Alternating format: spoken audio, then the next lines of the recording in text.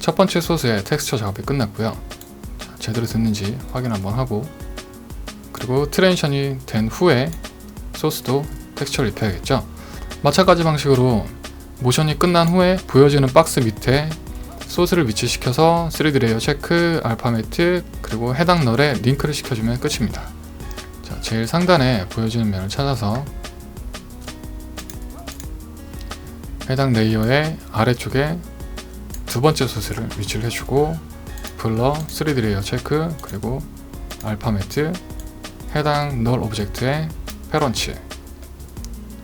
그러면 첫 번째 소스가 두 번째 소스로 트랜지션 되는 연출을 할 수가 있고요. 마찬가지 방식으로 얘도 모든 박스에다 텍스처를 입혀주도록 합니다. 이상이 없는지 모션을 한번 확인해 주도록 하고요. 자, 이러면 수평 트랜지션이 끝난 거고요. 이제 수직 트랜지션을 만들어 줘야 되는데 순서는 똑같습니다. 일단 컨트롤 N을 눌러서 수직이라고 이름을 정해주고 1920에 1080 30프레임 세팅을 똑같이 완료를 해주도록 합니다. 일단은 수직 콤프에 아까 만들었던 박스 콤프를 드래그해서 불러줍니다. 그리고 블러와 3D 레이어에 또 체크를 해주고요. 얘도 L을 눌러서 앵커 포인트를 열어주고요. 아까는 X 값인 240을 참조해서 앵커 포인트의 위치를 바꿨다면 이번엔 Y 값을 참조해서 Z축을 밀어주도록 하겠습니다. Y 값을 선택해서 복사를 한 후에 Z축에 붙여넣기를 해주고요.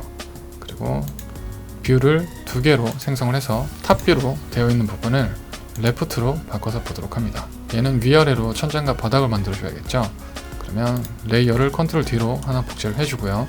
R키를 눌러서 로테이션을 열어준 후에 X 값을 마이너스 90으로 하나 복제를 해주도록 합니다. 그러면 옆에서 봤을 때 천장이 생긴 거 볼 수가 있고요.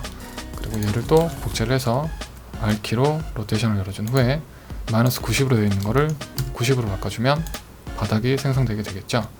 다시 뷰를 하나로 바꿔준 후에 모든 속성을 닫아주고요.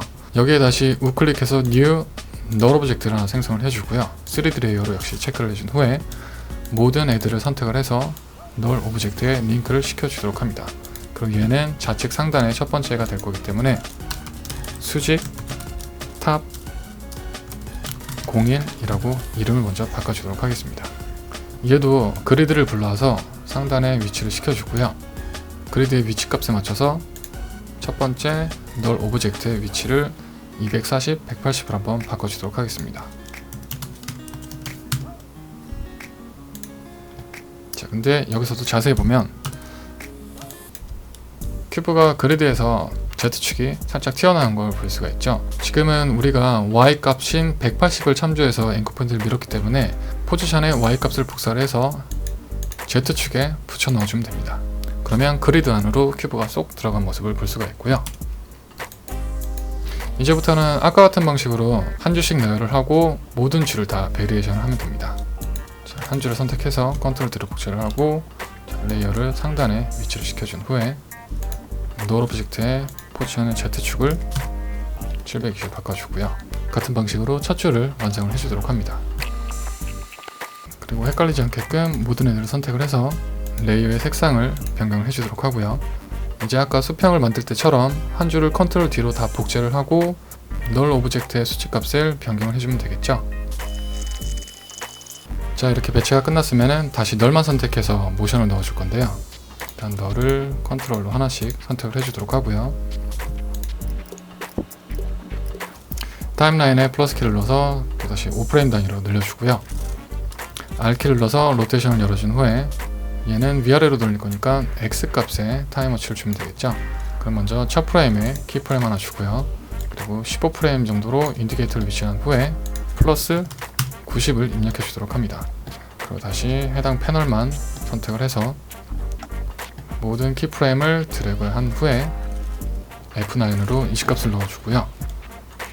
다시 속성을 닫아주고 모션이 제대로 들어갔는지 확인을 하고 이제 수평 콤프에 있는 카메라와 라이트를 복사를 해서 수직 콤프에 붙여넣기 해주도록 합니다. 그러면 수평과 마찬가지로 더 입체감 있고 왜곡된 트랜지션을 볼 수가 있습니다. 얘도 텍스처 작업을 수평과 마찬가지로 모션이 시작하는 지점 그리고 모션이 끝난 지점에 인디게이터를 위치해서 각각 소스를 텍스처로 입히면 되고요. 인디게이터가 처음 위치했을 때 면을 선택을 하고 어딘지 위치 파악을 한 후에 첫 번째 소스를 불러다가 레이어 아래쪽에 위치를 시켜주고 블러 3D 레이어 체크, 알파 매트, 해당 널 오브젝트의 페런치, 그리고 다음에도 불러주고 블러 3D 레이어 체크, 알파 매트, 해당 널의 링크, 이런 식으로 텍스처를 다 입혀주고요. 자, 잘 입혀졌는지 확인을 해보고, 그리고 모션이 끝난 곳에 또 인디게이터를 위치하고 다음 소스도 마찬가지 방식으로 입혀주면 됩니다. 자, 소스가 제대로 입혀졌는지 확인을 해보도록 합니다. 자, 이렇게 두 가지 버전의 기본적인 트랜지션이 제작이 되었고요. 이제 여기에 널 오브젝트들의 시간차를 둬서 연출을 개성있게 하시면 되는데, 어떤 말이냐면은 이렇게 지금 널에 모션이 잡혀있는 부분에 일단 랜덤하게 몇 가지를 선택을 하고 그냥 얘를 밀거나 당겨서 시간차를 주는 겁니다. 얘를 좀 밀면 다른 애보다 좀 늦게 트랜지션이 이루어지겠죠. 자, 이런 시간차를 말씀드린 거고요. 뭐 가운데 부분부터 나올 수도 있고 끝부분부터 나올 수도 있고 랜덤하게 나올 수도 있고, 이 트랜지션의 장점은 이 시간차를 본인이 마음대로 설정할 수 있기 때문에 개성있게 연출을 할 수가 있다는 거고요. 그리고 이 수직과 수평을 합친 이 복합적인 모션을 만드는 건 이제 시금중 먹기인데요. 일단 컨트롤 N을 눌러서 이름을 복합이라고 지어주고요. 같은 세팅으로 완료를 해주도록 합니다. 여기에 수평과 수직 레이어들을 섞어 넣어주면 되는데, 이 수평 콤프와 이 수직 콤프에 있는 레이어들을 갖고 오면 되겠죠. 일단 수평 콤프에서 몇 가지 선택을 해서 갖고 오도록 하겠습니다.